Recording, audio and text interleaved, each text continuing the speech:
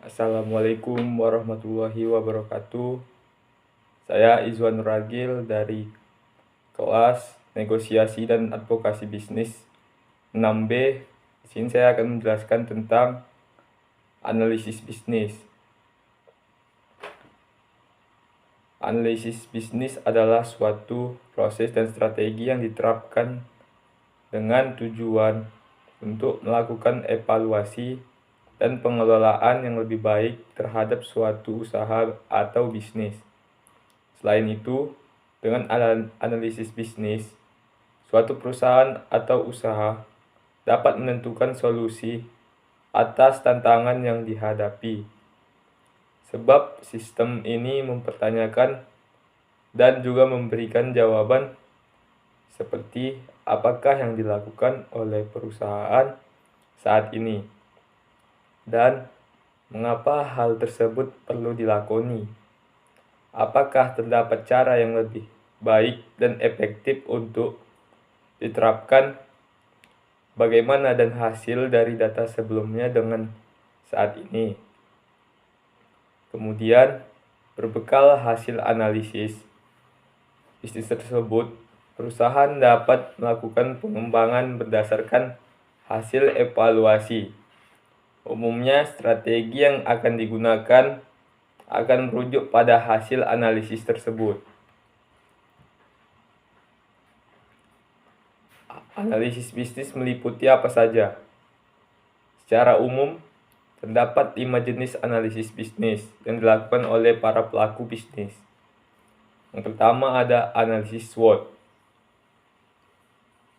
Analisis SWOT atau Strength, Weakness, Opportunities, dan Threats merupakan jenis studi yang paling umum digunakan oleh para pelaku bisnis. Sebab pada analisis ini, pebisnis dapat mempertimbangkan dan mengetahui faktor pengaruh secara internal, secara eksternal, serta eksternal. Pada dasarnya, strength dan weakness merupakan dua faktor yang dipengaruhi dari sisi internal, sedangkan threats dan opportunities berkaitan dengan faktor eksternal. 2. Business Process Modeling.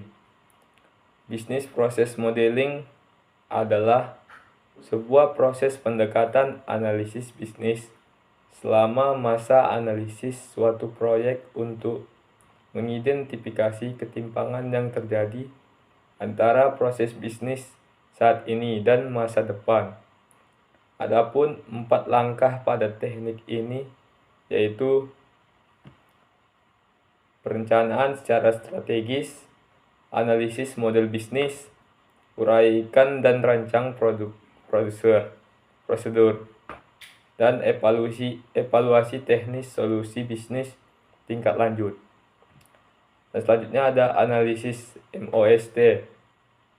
MOST adalah suatu kerangka kerja yang kompeten untuk analisis bisnis. Selain itu, jenis ini menjadi salah satu teknik permodelan yang efektif untuk mengidentifikasi kemampuan suatu organisasi. Kemudian, metode ini juga memerlukan analisis internal secara menyeluruh terhadap tujuan organisasi dalam rangka menyusun strategi untuk mencapainya. Berikut ini adalah definisi dari MOST. Yang pertama ada mission atau misi. Apa tujuan yang hendak dicapai perusahaan? Kedua ada objektif atau tujuan. Apa tujuan utama yang dapat mendukung misi? Strategi. Apa pilihan yang tersedia dalam rangka meraih tujuan tersebut? Taktik. Apa metode yang diterapkan perusahaan untuk menjalankan strategi itu? Selanjutnya ada analisis PESTEL. PESTEL atau yang dikenal juga sebagai PST adalah teknik analisis yang digunakan untuk menghadapi persoalan lingkungan yang berkaitan dengan bisnis. Cara kerja dari metode ini yaitu dengan menganalisis dan mempelajari berbagai faktor seperti politik, ekonomi, sosiologi, teknologi, hukum, dan lingkungan. Kemudian setelah analisis dilakukan, perusahaan pun dapat dengan lebih mudah membangun dan menyusun rencana strategis untuk mengatasi tantangan atau permasalahan yang berkaitan dengan lingkungan. Yang kelima ada Catway. Ini adalah jenis analisis bisnis yang meliputi customers, aktor, transformasi, proses, worldwide, owner, dan environmental. Metode ini diterapkan untuk mengidentifikasi secara menyeluruh bagaimana setiap pilihan, tindakan, dan keputusan dapat berpengaruh pada pihak. Berikut adalah definisi Catway. Pertama ada customer, siapa yang meraih keuntungan dari bisnis. Kemudian ada aktor, siapa pihak yang terlibat dalam proses tersebut. Selanjutnya ada transformasi proses. Apa transformasi esensial dari sistem yang ada? Worldview, bagaimana situasi secara keseluruhan dan dampaknya. Owner, siapa pemilik dari sistem yang terdampak dan bagaimana kaitannya dengan mereka. Environmental, apa kendala yang dihadapi dan bagaimana pengaruh dari solusi yang diajukan. Apa itu penggerak bisnis? Penggerak bisnis adalah masukan dan aktivitas utama yang mendorong hasil operasional dan keuangan suatu bisnis.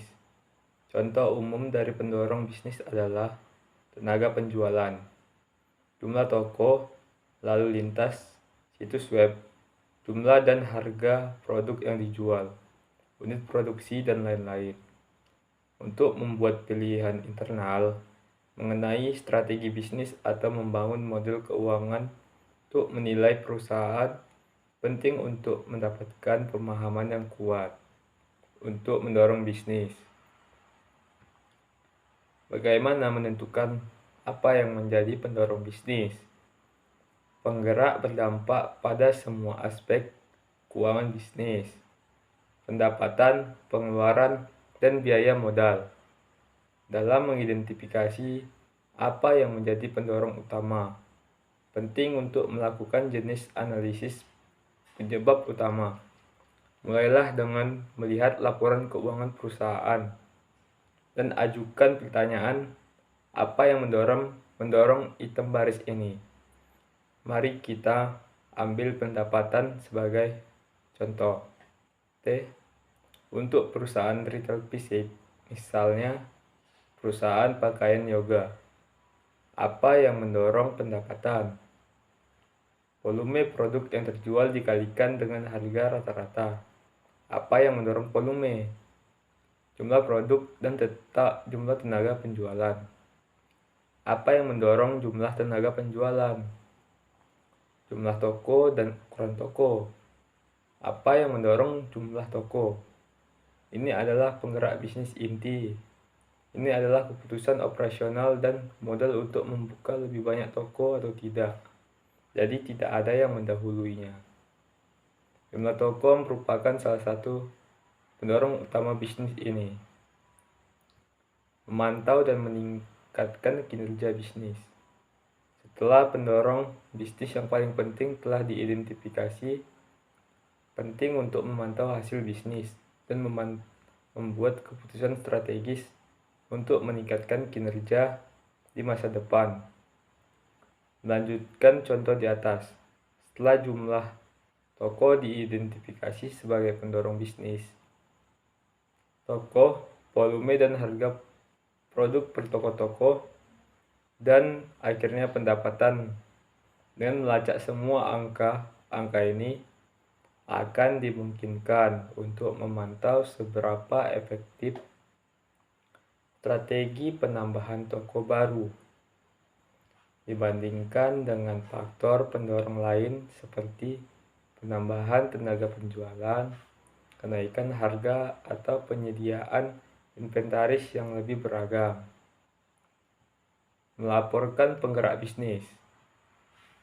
Bagi profesional manapun yang bekerja di bidang perencanaan dan analisis keuangan, sebagian besar pekerjaannya adalah melaporkan pendorong bisnis utama dengan bagan, grafik, dan tabel.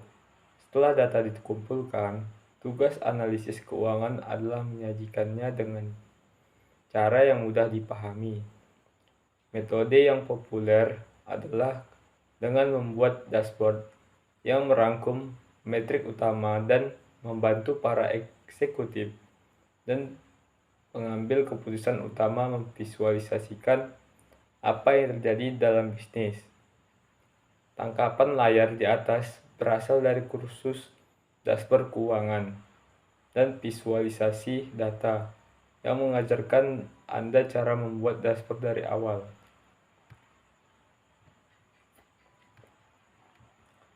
Aplikasi dalam permodelan dan penilaian keuangan. Saat membangun model keuangan di Excel, prosesnya dimulai dengan membangun bagian asumsi yang mencakup semua pendorong bisnis utama. Setelah semua memasukkan ini, perkiraan dapat dibuat dan model 3 pernyataan dasar dapat dibuat.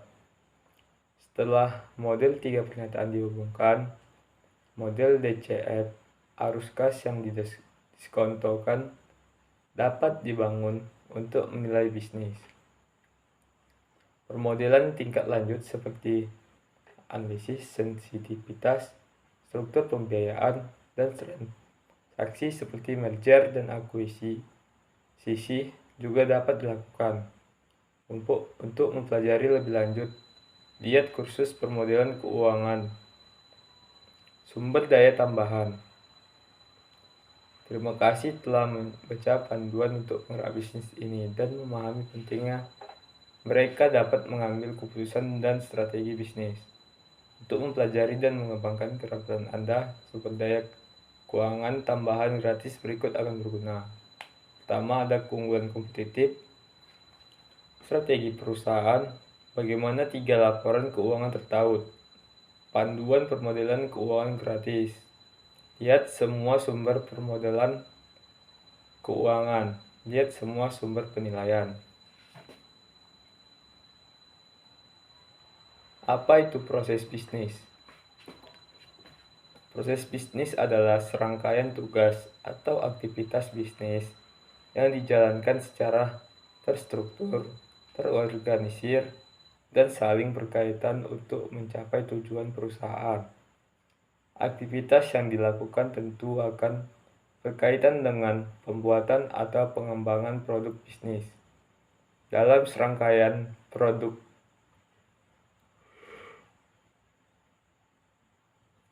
proses bisnis ini, sejumlah peran dan posisi memiliki tugas yang berbeda-beda, namun tetap untuk mencapai tujuan bersama. Tahapan proses bisnis juga akan terjadi secara berulang-ulang dan akan dioptimalkan seiring waktu sesuai dengan standar. Pengertian proses bisnis menurut para ahli. Definisi proses bisnis juga telah dipaparkan oleh sejumlah ahli seperti penjelasan berikut ini. Kelly R. Rayner, proses bisnis adalah kegiatan yang saling berhubungan dalam upaya menghasilkan produk atau jasa yang bernilai bagi perusahaan. Fungsi proses bisnis. Setelah memahami apa itu proses bisnis, lantas apa saja fungsi proses bisnis? Yang pertama ada membantu manajer atau pihak SDM perusahaan mengidentifikasi permasalahan dan menemukan solusinya selama berjalannya proses bisnis. Menjadi indikator penting bagi konsumen untuk mengetahui kapan proses bisnis akan dimulai dan diakhiri atau berkelanjutan. Menjadi pedoman bagi karyawan perusahaan terkait tugas dan perannya dalam membantu mencapai tujuan bisnis. Adapun manfaat proses bisnis, terdapat beberapa manfaat proses bisnis yang penting untuk dipahami sehingga implementasinya juga jalan baik. Berikut penjelasannya.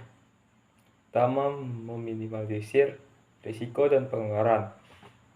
Manfaat proses bisnis adalah mencegah terjadinya kesalahan teknis dan munculnya risiko serta mengurangi inefisiensi. Dengan proses bisnis yang berjalan baik dan sistematis itu akan meminimalisir munculnya pengeluaran tidak terencana. 2. Meningkatkan efisiensi. Aktivitas dalam proses bisnis akan dirancang sedemikian rupa untuk meningkatkan efisiensi kerja. 3. Fokus pada pelanggan. Yang keempat, mengurangi human error. Yang kelima, adaptif terhadap perkembangan teknologi. Keenam, manajemen waktu lebih baik. Adapun jenis-jenis proses bisnis. Pertama, proses primer. Sesuai namanya, jenis proses bisnis ini adalah yang paling fundamental karena terkait kegiatan operasional perusahaan. Setiap tahapan dalam proses ini bertujuan untuk menambah nilai pada penawaran akhir. Terdapat 3 tahap dalam proses primer, yaitu produksi, pemasaran, dan pelayanan sekunder. 2. Proses sekunder. Pada proses sekunder, aktivitas yang dilakukan tidak untuk menambah nilai melainkan persiapkan lingkungan. 3. Proses manajemen. Jenis proses bisnis yang terakhir adalah proses manajemen yang melibatkan aktivitas pengawasan atau pemantauan. Komponen perencanaan bisnis. Yang pertama ada identitas perusahaan dan visi misi. Pertama, komponen perencanaan bisnis adalah identitas perusahaan dan visi misi. Visi misi. Identitas perusahaan ini meliputi nomor akta pendirian, nama pendiri, izin, dan sebagainya. Pencantuman identitas perusahaan dilakukan agar pembaca dan investor tahu bahwa usaha Anda dilindungi hukum. Sementara itu, visi misi digunakan sebagai cerminan arah dan tujuan bisnis ke depannya. 2. Ada gambaran umum bisnis. Setelah mencantumkan identitas dan visi misi, komponen selanjutnya yang perlu Anda cantumkan adalah gambaran umum bisnis. Gambaran umum tersebut meliputi bidang industri, jenis produk, orientasi, dan value bisnis. Dengan adanya gambaran umum, diharapkan pembaca mampu memahami profil usaha Anda dengan lebih jelas. 3. Ada target pasar. Setiap usaha memiliki target pasar, termasuk perusahaan Anda. Agar pembaca tahu bisnis Anda tepat sasaran, maka Anda wajib mencantumkan target pasar ke dalam rencana bisnis. Selain menunjukkan sasaran, pencantuman target pasar ke dalam perencanaan akan membantu meyakinkan investor tentang potensi market share yang bisa usaha Anda dapatkan. Rincian produk. Komponen berikutnya perencanaan bisnis adalah rincian produk. Bagi seorang pengusaha, produk adalah salah satu bukti bahwa kita benar-benar serius menjalankan bisnis tersebut. Entah produknya jasa atau fisik. Oleh sebab itu, Anda wajib memasukkan rincian produk yang akan dibuat dalam rencana usaha. Meliputi nama produk, deskripsi, komposisi, dan harga. Selanjutnya ada rencana pemasaran. Setelah produk siap, tentu Anda harus memasarkannya agar perusahaan mendapatkan omset. Oleh karena itu, tetapkan rencana strategi pemasaran secara matang agar ekspansi bisnis semakin luas dan banyak orang mengenal produk Anda. Setelah itu, masukkan rencana strategis Anda ke dalam bisnis plan agar para pembaca dan investor bisa mengevaluasi seefektif apa strategi tersebut. Selanjutnya ada biaya operasional. Komponen berikutnya perencanaan bisnis adalah biaya operasional. Anda wajib mencantumkan ini dalam rencana agar tahu berapa banyak modal yang Anda butuhkan guna memulai usaha. Apabila keperluan biaya operasional tinggi, Anda bisa mengambil keputusan untuk mencari investor. Selanjutnya ada perhitungan break-even point. BEP adalah posisi ketika jumlah modal keluar sama persis dengan penghasilan. Istilahnya sederhana untuk menyebut BEP adalah balik modal. Dengan adanya estimasi kapan BEP terjadi, Anda bisa tahu kapan bisnis mulai menghasilkan laba. Selain itu, BEP juga dapat menjadi dasar pertimbangan investor saat mendanai usaha Anda. Selanjutnya ada profitabilitas. Tujuan utama mendirikan usaha adalah memperoleh keuntungan setinggi-tingginya. Untuk itu, Anda juga harus merencanakan estimasi perhitungan profit. Selain memperkirakan profitabilitas perusahaan, perhitungan ini dapat menjadi sokongan moral bagi Anda, tim, dan investor. Karena sekarang telah diketahui perusahaan memiliki target laba yang harus dicapai. Selanjutnya ada analisa, persaingan, dan strategi. Komponen terakhir rencana bisnis adalah analisa, persaingan, dan strategi. Selain fokus dengan kemajuan perusahaan, Anda juga perlu melakukan analisa pesaing. Dengan demikian, Anda dapat membuat rencana strategi guna mengalahkan kompetitor dan menjadikan usaha Anda penguasa pasar. Selanjutnya ada evaluasi. Satu lagi komponen perencanaan bisnis adalah evaluasi. Di sini Anda bertugas untuk meninjau kembali semua hal yang sudah Anda lakukan. Dan begitu, Anda juga bisa mengetahui kekurangan dan kelebihan bisnis yang Anda jalankan. Adapun langkah-langkah membuat bisnis. Pertama, mengenali bisnis yang Anda jalankan. 2. Tentukan arah bisnis. 3. Tentukan target bisnis. 4. Lakukan riset pasar dan kompetitor. Yang kelima, mengetahui SWOT bisnis yang dijalankan. Keenam, membuat timeline. 7. Membuat budgeting. Yang kedelapan, membuat perencanaan bisnis Anda. Adapun fungsi organisasi perwakilan bisnis yang pertama, mewakili otoritas terkait mengenai kendala yang dihadapi oleh bisnis anggotanya dan dengan sendirinya atau dengan bantuan organisasi lain. Melakukan advokasi untuk kebijakan, peraturan, atau perbaikan infrastruktur yang tepat. Yang kedua, menyebarkan informasi dan menyalurkan umpan balik mengenai kebijakan dan peraturan pada anggota bisnis mereka dan menyediakan konstituen yang berpotensi mendukung keberhasilan implementasi kebijakan dan peraturan pemerintah. Mendorong usaha-usaha yang tidak terorganisir di perekonomian informal untuk menjadi terorganisir atau melakukan formalisasi dengan mewajibkan pendaftaran sebagai syarat keanggotaan dan dengan menyuarakan tuntutan dunia untuk perbaikan pelayanan publik sebagai imbalan atas pendaftaran.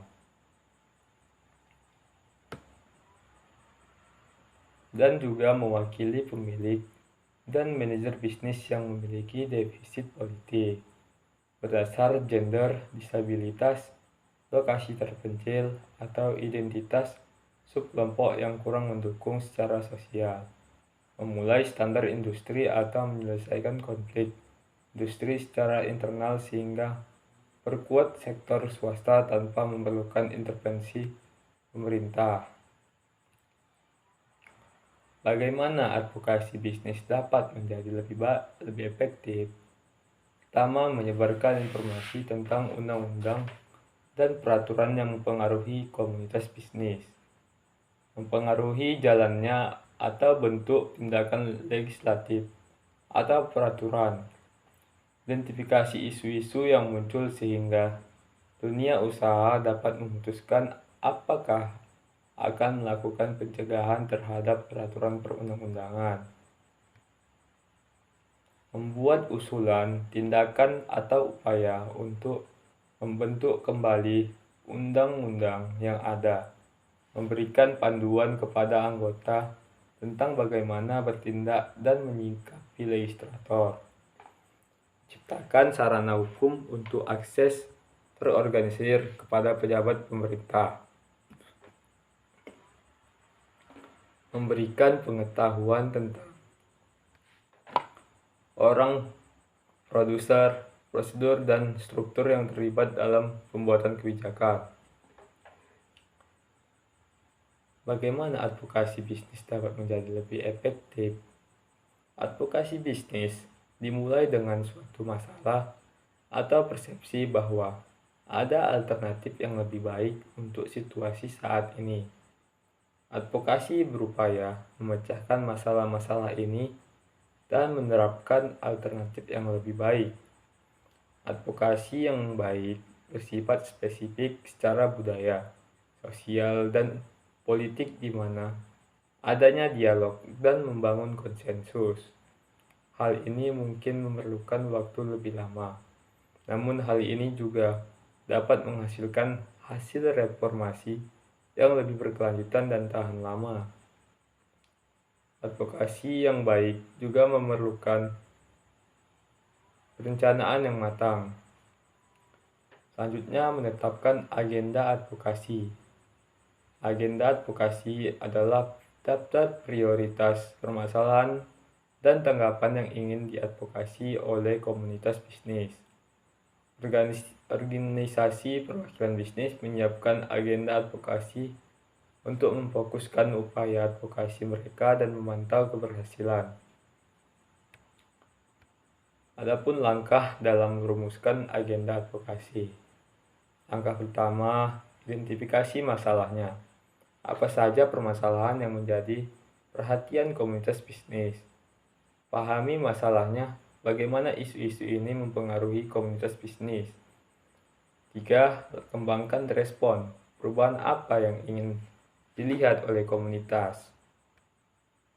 Waktu terbaik untuk merencanakan advokasi ketika pengalaman langsung atau penelitian pendahuluan menunjukkan bahwa Anda tidak dapat mencapai tujuan Anda dengan cara lain apapun.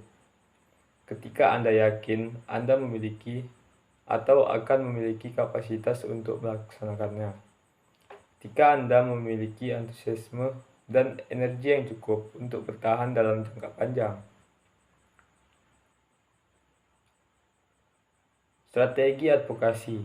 Strategi advokasi adalah rencana organisasi perwakilan bisnis yang menjelaskan bagaimana organisasi tersebut akan melaksanakan agenda advokasinya. Ini berisi tindakan jangka panjang dan jangka panjang bagi organisasi, mengalokasikan sumber daya manusia dan keuangan untuk setiap tindakan strategis. Disinilah taktik dan kampanye advokasi spesifik dijelaskan. Langkah dasar untuk merancang dan menerapkan strategi advokasi. Pertama, tentukan tujuan dan sasaran. Perubahan apa yang Anda ingin dalam jangka pendek dan jangka panjang. Yang kedua, identifikasi audiens target. Siapa yang Anda ingin mendukung usulan reformasi ini? Langkah 3, rancang strategi advokasi. Bagaimana Anda memengaruhi audiens target Anda untuk menerima dan dukung proposal tersebut. Langkah keempat, rencanakan tindakan. Siapa yang akan melakukan apa dan kapan? Langkah 5, kelola sumber daya. Sumber daya yang apa yang Anda butuhkan. 6, pantau dan evaluasi. Bagaimana Anda tahu bahwa Anda berada di jalur yang benar. Pelaku advokasi. Advokasi bisa dilakukan oleh seseorang, kelompok, atau organisasi dengan syarat mereka paham akan masalah, berkemampuan, dipercaya dan dihormati, peduli kesehatan, tidak melakukan tindakan tercela. Pelaku advokasi diantaranya seorang pakar atau ahli, pejabat yang berwenang, tokoh publik, lembaga swadaya masyarakat, perguruan tinggi, profesi, dan lain-lain. Tujuan advokasi membentuk pemahaman maupun kesadaran terhadap suatu masalah, mengubah suatu sistem, lembaga, program kebijakan agar responsif pada suatu kebutuhan, menolong suatu kelompok yang ditolak oleh suatu lembaga atau sistem pelayanan, melakukan tindak nyata atas solusi masalah, adanya ketertarikan untuk mengatasi masalah, memberikan kepedulian alternatif solusi masalah, untuk melakukan tindak lanjut kegiatan. Adapun manfaatnya, advokasi memungkinkan orang untuk didengar. Advokasi memungkinkan individu untuk memiliki suara mereka didengar di ruang publik, menarik perhatian dari polisi, politisi, media, dan orang-orang yang terkenal di seluruh dunia. Dengan mengadvokasi suatu tujuan, individu dapat menyoroti perspektif mereka kepada masyarakat luas dan bertindak sebagai katalis untuk perubahan. Tanpa advokasi, banyak suara akan tetap dibungkam. Jika kita tidak memiliki advokat, kita akan kehilangan dukungan kritis untuk banyak isu penting. Advokasi mendukung perlindungan hak asasi manusia. Isu yang diadvokasikan seringkali didasarkan pada perlindungan hak asasi manusia melalui advokasi. Masyarakat pada umumnya akan memiliki kesadaran yang lebih baik akan hak-hak mereka dan hak-hak sosial mereka, dan pelanggaran hak-hak yang dihadapi kelompok terpinggirkan dalam masyarakat saat ini. Advokasi mempengaruhi hukum dan kebijakan. Serupa dengan suara individu yang didengar di ruang publik, advokasi dapat secara langsung mempengaruhi keputusan dalam kebijakan publik. Sebagai komunitas yang mengadvokasi penyebab atau masalah tertentu, para politisi dan pembuat hukum akan menjadi semakin sadar akan isu-isu tersebut dan dapat mempertimbangkan untuk memasukkan perspektif para advokat ke dalam hukum atau kebijakan formal. Advokasi memungkinkan orang untuk lebih memahami satu sama lain, bergantung pada keberhasilan dan jangkauan upaya advokasi. Selebritas besar, pengusaha terkenal, dan dermawan dapat dipengaruhi oleh promosi tujuan tertentu di masyarakat. Penjangkauan tersebut akan memungkinkan individu berpengaruh untuk membuat pernyataan publik tentang isu-isu tersebut dan dapat membantu untuk mengubah status quo masyarakat dan memperlakukan perubahan yang lebih besar dan bermakna. Advokasi mendidik komunitas yang lebih besar. Seringkali orang tidak menyadari ketidakadilan dan keluhan yang dihadapi kelompok di seluruh dunia, dan upaya advokasi dapat membantu menjelaskan dan mendidik masyarakat luas tentang masalah tersebut. Advokasi menumbuhkan rasa hormat untuk suatu tujuan.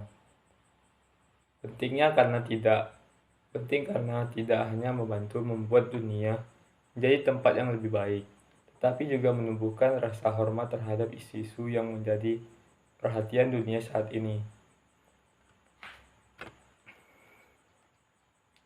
Advokasi membuat orang merasa lebih kuat. Individu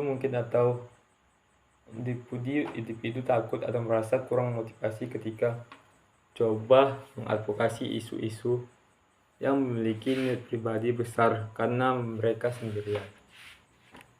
Jaringan dukungan yang kuat dapat membantu orang mendapatkan kembali dorongan mereka dan memicu momentum.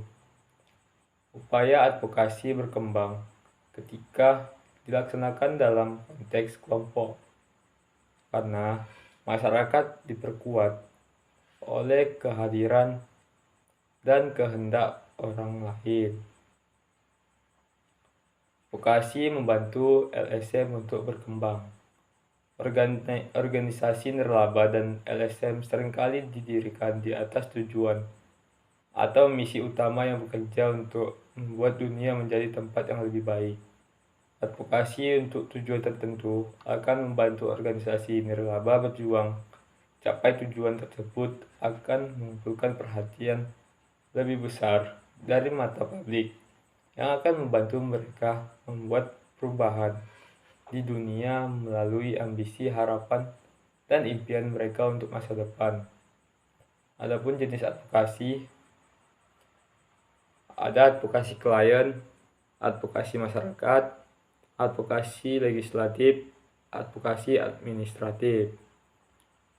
Jenis yang umum dikenal advokasi hukum, advokasi kesehatan, lingkungan, pendidikan, dan bisnis. Strategi pengembangan bisnis. Riset pasar yang mendalam menjadi dasar bagi pengembangan bisnis yang sukses. Mengetahui kebutuhan dan keinginan pelanggan.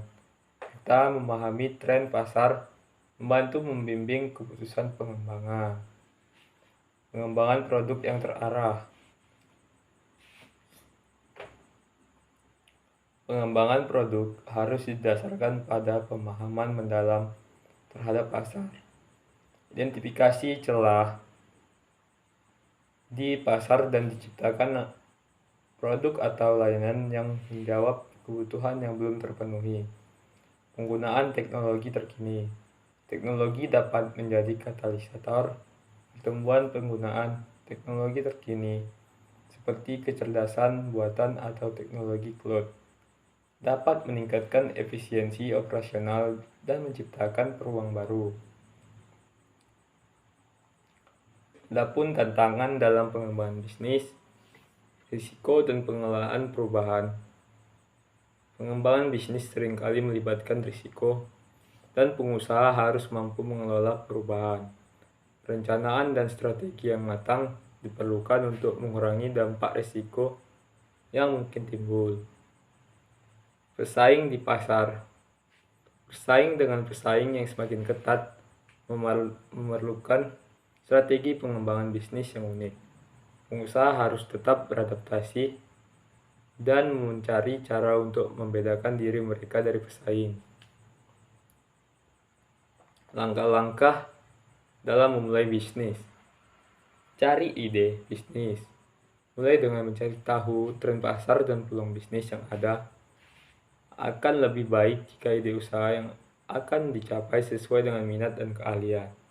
Kedua, melakukan riset pasar. Pelajari persaingan dalam sebuah kewirausahaan dan cari tahu bagaimana membedakan dari pesaing. Mudahnya membuat sesuatu yang dapat mencerminkan ciri khas akan bisnis yang dimiliki sendiri. Ketiga, ada buat rencana bisnis. Setelah ide bisnis ditemukan dan melakukan riset pasar, langkah selanjutnya adalah membuat rencana bisnis yang jelas dan terperinci. Rencana bisnis akan menjadi panduan bagi pengusaha dalam mengambil keputusan strategi dan mengelola keuangan dengan baik. Keempat, mencari modal. Perhatikan modal usaha juga menjadi hal yang penting. Ada beberapa cara untuk mendapatkan pendanaan yang bisa dipertimbangkan, seperti mengumpulkan tabungan sendiri, mencari bantuan dari keluarga atau teman, mencari pinjaman dari bank, atau menjalin kemitraan dengan investor. Karena bagaimana juga penting untuk memiliki rencana keuangan yang realistis serta pertimbangkan risiko akan modal yang digunakan. Kelima, fokus bisnis. Fokus ke satu ide bisnis. Dalam membangun bisnis, fokus pada satu ide bisnis berpotensi menjadi kunci kesuksesan.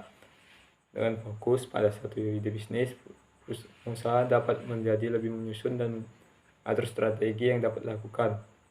Yang keenam, belajar dari entrepreneur sukses. Cari dan belajar dari mereka yang sudah mulai bisnis lebih dulu.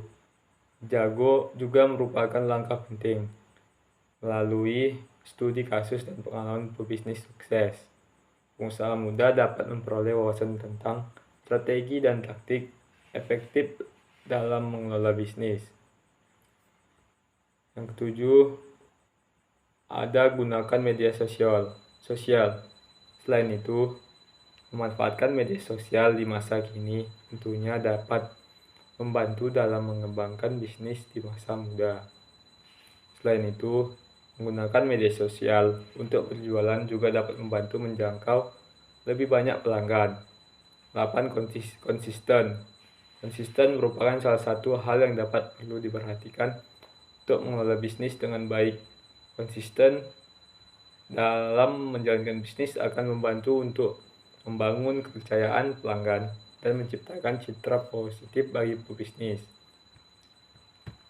Strategi pengembangan bisnis. Pertama, ada review perkembangan bisnis Anda selama ini. Kedua, ada analisa keunggulan dan kelemahan produk. Yang ketiga, ada cari tahu di mana letak masalah bisnis. Selanjutnya ada buat solusi pemecahan masalah segera. Analisa kompetitor saat ini. Perbaiki strategi marketing Anda. Riset target pasar baru. Perbarui kemasan dan iklan produk. Lakukan kerjasama dengan bisnis lain. Siapkan hal-hal untuk kondisi yang tidak terduga.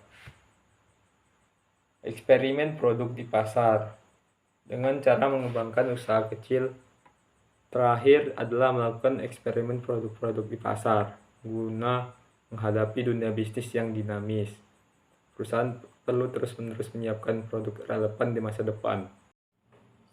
Struktur organisasi perusahaan adalah sistem yang digunakan untuk mendefinisikan hierarki dalam sebuah organisasi dengan tujuan menetapkan cara sebuah organisasi dapat beroperasi dan membantu organisasi tersebut dalam mencapai tujuan yang telah ditetapkan di masa depan.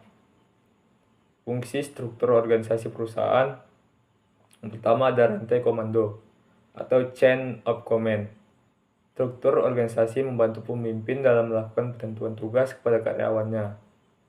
Kedua, ada memberikan kendali terhadap tugas, span of control.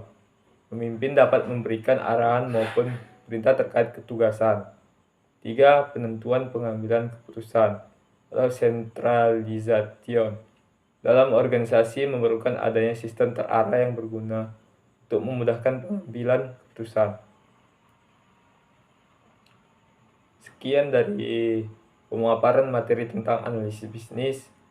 Saya sudahi dengan wabillahi taufiq wal hidayah. Assalamualaikum warahmatullahi wabarakatuh.